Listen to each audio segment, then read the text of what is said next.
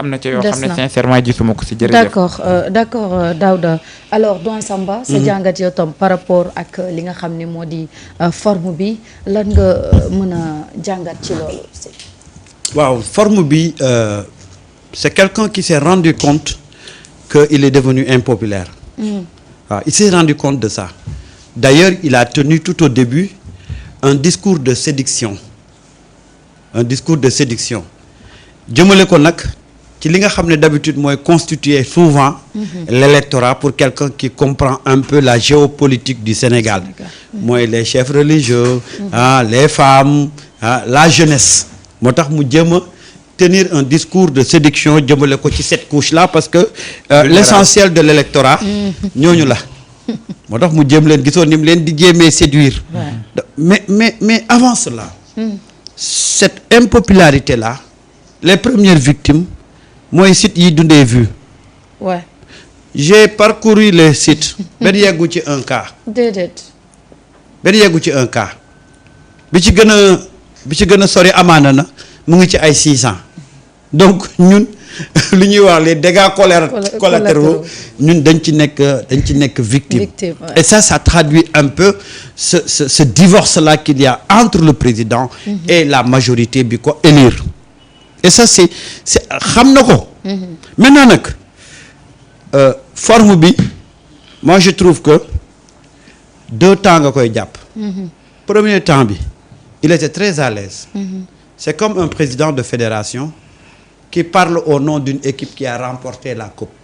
da ngay nekk à l'aise parce que équipe bi moo gagné. su ko defee boo ñëw di wax da ngay wax à l'aise.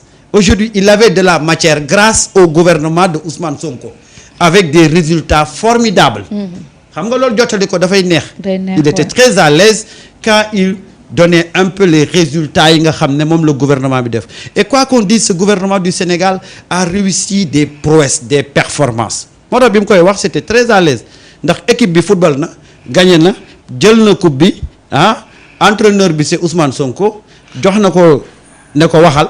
donc buy wax day yomb ci moom. jox nañ ko président équipe bi. waaw xam nga bu ko defee c'est le président de l'équipe qui parlait waaw mais au moins il a félicité le coach. Et on sait que aujourd'hui dans ce bilan là Ousmane tey moom mooy le héros et une fois encore boo xoolee bilan bi day confirmer waat le fait que ñu ne Ousmane mooy l'homme de l'année. Ça également c'est autre chose. Deuxième chose bi Daouda wax na ko.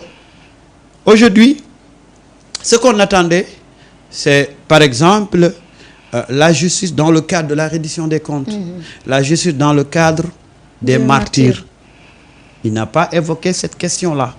Et c'était des questions yoo xam ne Sénégalais yi dañ ko doon xaar. En 2026, qu'est-ce que cette justice-là compte faire pour les martyrs? Aujourd'hui, reddition des comptes bi nan lay demee en 2026. D'ailleurs les Sénégalais l'ont signalé à travers les chats pour dire que nous on n'attendait pas parce que le bilan quand même a été largement partagé par le comité les gens qui sont avec Ousmane Sonko. tey waxoon naa ko nee naa la xaaruma ci dara ci bëccëg wax naa la ne xaaruma ci dara xam nga lu tax parce que dama xamoon ne lii lay wax te lii lay wax les patriotes avaient déjà assez communiqué sur ça amu fi tey loo xam ne wax na ko loo xam ne ñun xamuñ ko woon avant discours bi. on a tout le bilan et ça c'est grâce à cette armée digitale là qui tourne autour de Ousmane Sonko. tey lan lu bees nga ci dégg. xam nga déggoo si dara. maintenant les questions fondamentales yi nga xam ne moom lañ doon xaar gisuñu ko peut-être que li ci bees nga xam ne tey. mën nañu pousser pour voir le contenu c'est la Cour constitutionnelle ouais. Comme les Sénégalais avaient réclamé cette cour-là nee na les choses avancent et qu'on va déposer truc au niveau de l'Assemblée nationale et en grosso modo moi je suis pas surpris par le contenu du discours je le savais déjà. Mais nag les Sénégalais aujourd'hui l'ont certes ñi ko regarder ils ont un sentiment de déception parce que les sujets les plus attendus sori wu ci. D'accord. Et je termine par féliciter le gouvernement parce que nag même su fekkee ne xaaroo woon dara ci discours bi au vu des performance qu'on a présentée. Vraiment, il faut dire chapeau à ce gouvernement-là et notamment à son chef, muy Ousmane Sonko. Ouais. Vraiment, d'accord. chapeau à ce...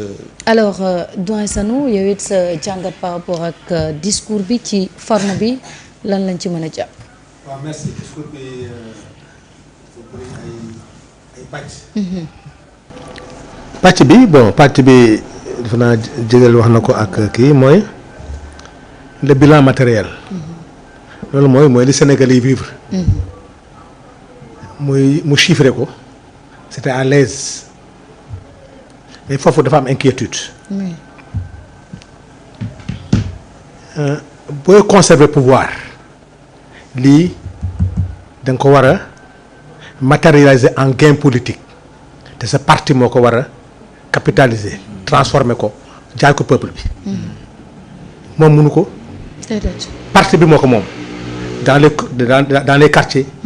dangam ñoo koy porter ñoom Pastef ak ñi mu àndal jël bilan bi di ko porter parce que président mënu ko porter. parce que toutes ces réalisations heureusement que il a très bien dit remercier président Ousmane Sonko ak son gouvernement parce que avant ñuy ñëw débat bi sax ñun posé nañ ko. prouesse bi gouvernement bi def ba réaliser lii donc sénégalais yi loolu moo jaaxal ba finalement opposition bi amatuñu champ de tir sur le plan économique et social. ñoom débat wu Ousmane Sonko Diomaye rek moo leen dese léegi.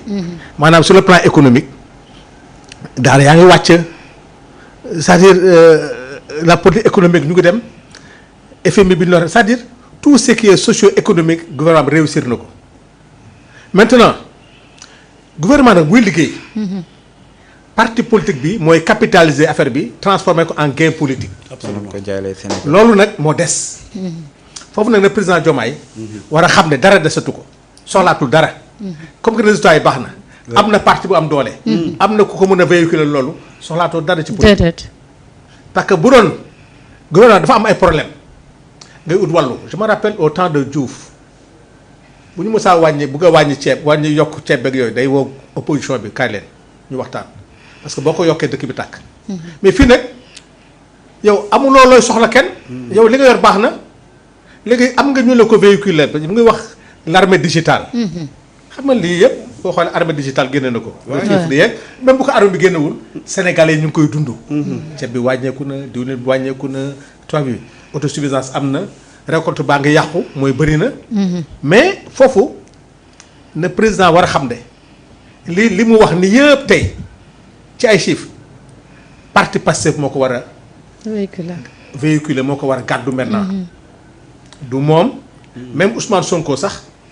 am na fu muy yem tey xale yi quartier yi ñoo ko war a yor ku wax ñu ne la lii mu ngi nii. beneen bi.